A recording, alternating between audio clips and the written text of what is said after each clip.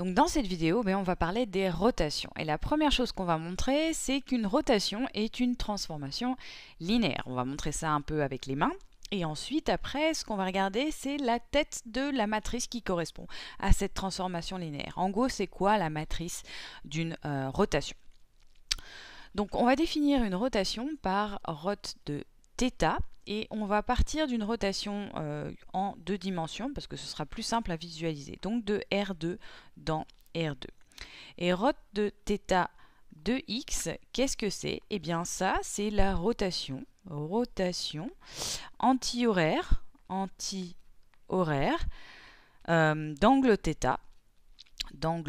θ, eh bien de mon vecteur x, de x.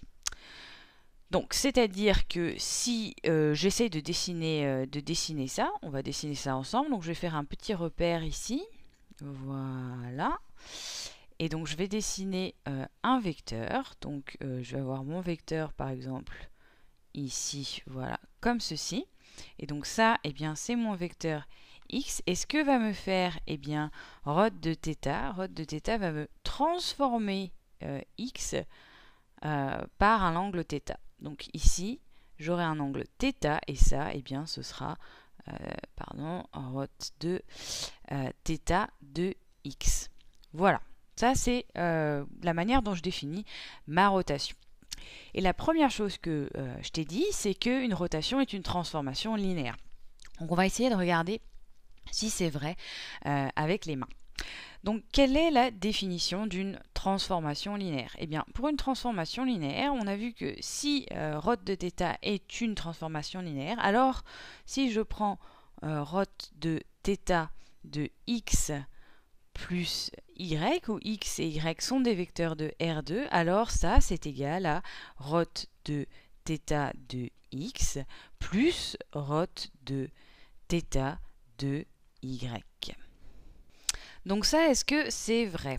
Eh bien, on va essayer de voir ça ensemble. Donc, je vais dessiner un vecteur y. Donc, par exemple, mon vecteur y va être comme ceci. Donc, ça, c'est y. Et donc, qu'est-ce que ça va être x plus y? Eh bien, x plus y, donc je vais changer encore une fois de couleur. X plus y, eh bien, ça va être ce vecteur. Donc, c'est x plus y, ça va être à peu près ce vecteur ici. Voilà.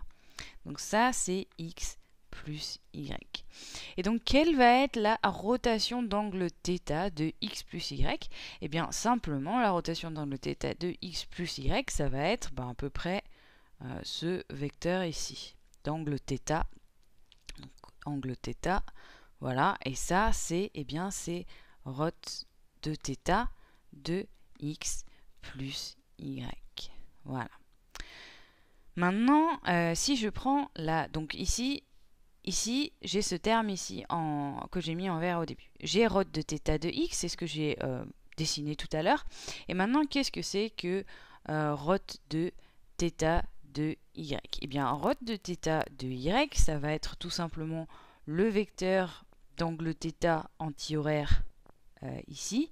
Donc, à peu près en fait sur la même direction qu'ici, x plus y, mais c'est pas fait exprès. Donc ici, c'est rot θ de y. Et en fait, ce que tu peux voir, ce que tu peux imaginer en fait ici, c'est que quand je vais additionner rot de θ de x et rot de θ de y, eh bien je vais tomber sur rot de θ de x plus y. Ça, tu peux le dessiner toi-même et regarder à l'échelle, voir si ça marche vraiment. Ici, avec le dessin, c'est un peu compliqué parce que je fais ça de manière approximative. Mais si tu fais ça avec une feuille quadrillée, tu verras que ça marche très très bien. Donc, à la louche, on peut dire que cette propriété-là est respectée. Maintenant, il y a une deuxième propriété qui font qu'une transformation est une transformation linéaire. C'est quand je prends rot de θ de Cx, où C est un scalaire, et bien ça c'est la même chose que C rot de θ de x. Et donc ça, est-ce que c'est vrai? On va redessiner un petit repère et essayer de refaire à la main, et de regarder à la main ce que ça peut donner. Donc voilà ce que je vais prendre. Voilà, je vais prendre ça, c'est x. Donc ça c'est mon vecteur x ici. Et quand je le multiplie par c, et bien quand je le multiplie par c, mettons que je vais avoir ce vecteur-là. Donc ça, c'est c de x. Et donc si je prends ma rotation d'angle θ, donc si je prends ma rotation d'angle θ de x, ça va me faire ce vecteur ici. Donc ça, c'est rot θ de x, d'accord, parce que ça, c'est l'angle θ. Et si je fais la rotation de c de x, et bien qu'est-ce que ça va me donner? Bien, la rotation de c de x, donc je vais mettre une autre couleur, et bien ça va être ce vecteur-là d'angle θ. Donc ça va être exactement ce vecteur ici. Donc ça, c'est rot θ de c de x. Parce que c'est aussi ici l'angle θ. C'est exactement la même chose. D'accord? Donc en fait, eh bien, on a déjà montré ça. C'est-à-dire qu'on a montré que la rotation de c de x, donc c'est ce que j'ai ici en violet, c'est c fois la rotation de x. C'est-à-dire que c'est ce vecteur-là, rot θ de x, que j'ai en orange multiplié par c. C'est assez visible sur ce graphique, mais encore une fois, tu peux regarder ça plus précisément par toi-même en faisant les vrais dessins avec les vraies mesures. Mais en gros, ce que je voulais te montrer là, c'est qu'une rotation est bien une transformation linéaire. Et pourquoi est-ce que je voulais te montrer ça? Eh bien parce que si c'est une transformation linéaire, ça veut dire que je peux l'écrire à l'aide d'une matrice. Donc je vais effacer mes petits graphiques ici parce qu'on ne va plus en avoir besoin. Donc voilà. Et donc ce que je te disais, c'est que rot de θ de x, c'est la même chose qu'une matrice A multipliée par x. Et nous, ce qu'on va faire maintenant, c'est essayer de définir qu'est-ce que c'est que A. Et en fait, on a déjà vu comment est-ce qu'on pouvait trouver A dans le cas d'une transformation linéaire. On a vu qu'il fallait qu'on prenne l'identité du domaine de définition. Donc ici, le domaine de définition, c'est R2. Donc l'identité, c'est 1, 0, 0, 1. Donc des 1 dans la diagonale, des 0 ailleurs. Et donc ça, en fait, si on regarde les vecteurs colonnes de cette matrice identité, ce sont des vecteurs de base de R2. Donc on a E1 et E2 ici. Et A, qu'est-ce que ça va être? Eh bien A, ça va être les colonnes en fait de A vont être les transformations linéaires de ces vecteurs de base. Donc ici, je vais avoir rot θ de E1. Ça, c'est ma première colonne. Et ma deuxième colonne, ça va être rot θ de E2. Voilà. C'est juste de cette manière-là. Alors, je mets ça juste pour qu'on voit bien que c'est des vecteurs colonnes ici. Donc, il ne nous reste plus ici qu'à calculer qu'est-ce que c'est que rot θ de E1 et rot θ de E2. Et pour ça, eh bien, je vais refaire un repère ici. On va regarder ensemble ce que ça donne. Donc, voilà mon repère. Et je vais dessiner E1. Et donc ça, mettons que ce soit E1. Donc ça, c'est E1. Donc E1, qu'est-ce que c'est? C'est le vecteur 1, 1, 0. Voilà. Et donc maintenant, qu'est-ce que c'est par la rotation θ? Donc si je fais une rotation θ de E1, je vais avoir cet angle, cet angle-là, pardon, ce vecteur-là, donc ça c'est un angle θ, et ça c'est rot θ de E1. Et maintenant, en fait, ce que je veux, c'est que je veux les coordonnées de ce point-là ici. C'est-à-dire que je veux son x, donc je veux connaître ce point-là, et je veux connaître ce point ici.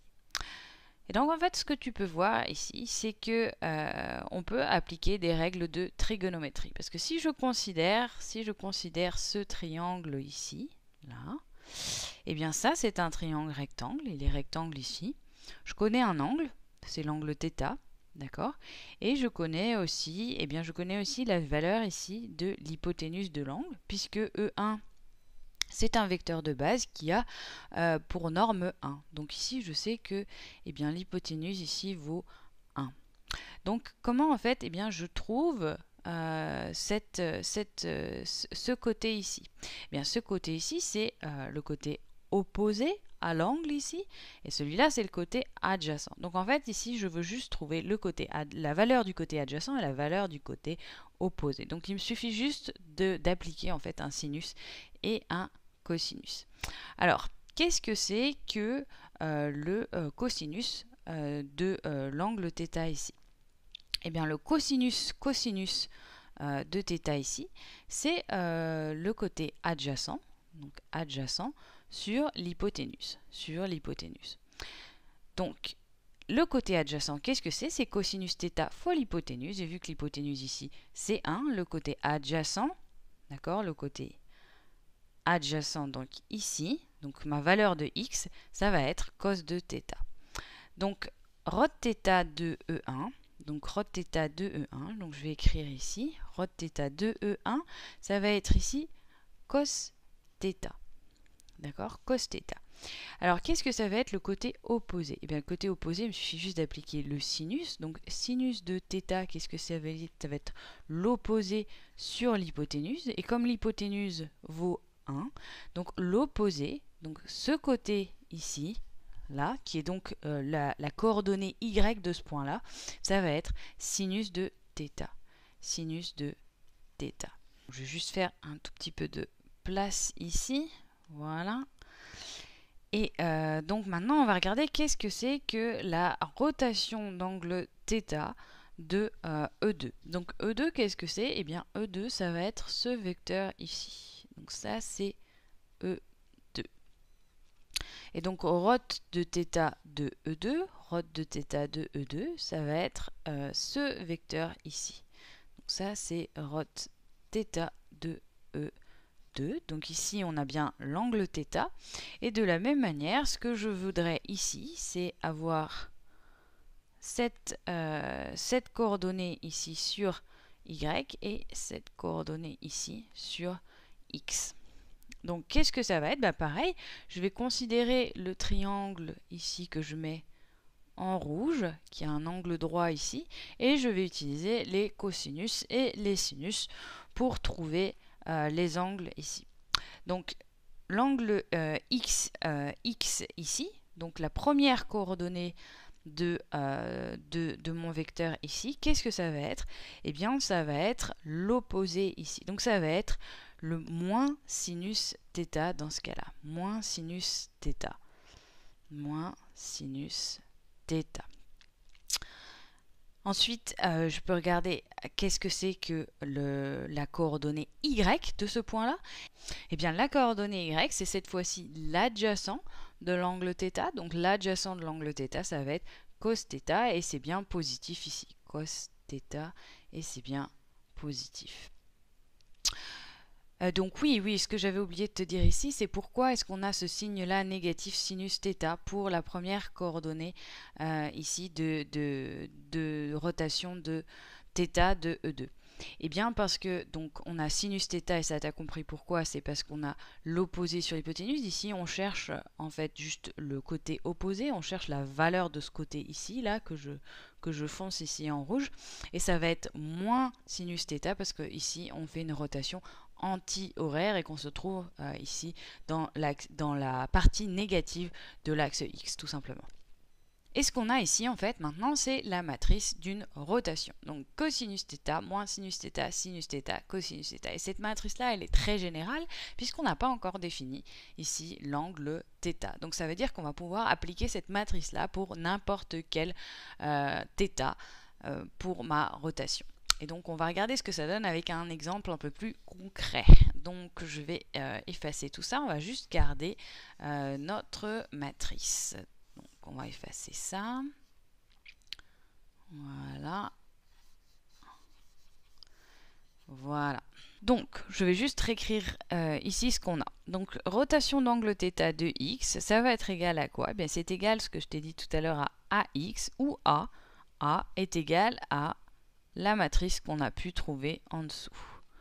Moins sinus θ, et ici cos θ, multiplié par x, où x va avoir des coordonnées x, y. Voilà. Maintenant, mettons qu'on définisse θ est égal à 45 degrés. Alors, que devient ma matrice ici? Eh bien, ma matrice va devenir ici, donc je remplace juste ici θ par 45 degrés. Et donc, si je remplace par 45 degrés, eh bien, la valeur que je vais avoir ici, ça va être racine de 2 sur 2, cos θ cos de 45 degrés, c'est égal à racine de 2 sur 2. 45 degrés, c'est aussi pi sur 4, si tu préfères. Sin θ sin 40 de 45 degrés, ça va être aussi racine de 2 sur 2. Donc ici, moins racine de 2 sur 2, racine de 2 sur 2, et multiplié par x, y. Voilà. Et donc, qu'est-ce que ça veut dire avoir une rotation de 45 degrés? Ben, on va juste dessiner ça à la main pour te montrer ce que ça peut donner. Donc, je vais juste dessiner un petit repère, encore une fois. Voilà. Et cette fois-ci, on va dessiner les points, on va dessiner un carré. Donc, mettons que j'ai un carré. On va dessiner un carré ici, à peu près à la main. Ouais, c'est à peu près un carré, ça. Voilà. Et donc, si je transforme les sommets de mon carré par cette matrice-là, qu'est-ce que je vais avoir? Eh bien, ça veut dire que je vais transformer ce vecteur ici par 45 degrés. Donc, ce vecteur-là va se retrouver ici. Voilà, donc par la rotation. Je vais transformer ce vecteur ici par 45 degrés. Donc le point ici va se retrouver ici.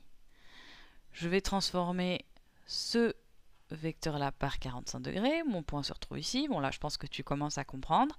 Et pour le dernier, eh bien, le dernier point va se retrouver ici. Et donc maintenant, il me suffit juste de relier les nouveaux points que j'ai ici pour retrouver mon carré, c'est-à-dire la transformation linéaire de mon carré de départ. Voilà, donc j'ai simplement fait une rotation ici d'angle 45 degrés de mon carré. Donc tu vois que cette transformation va être assez utile, et d'ailleurs c'est assez sympa de pouvoir faire des rotations maintenant. Et tu vas voir qu'on va pouvoir aussi combiner les rotations avec des réflexions, et etc. Donc on verra ça dans des vidéos suivantes. Et même dans la vidéo suivante, en fait, on va regarder qu'est-ce que ça donne d'avoir une rotation en 3 dimensions autour d'un axe.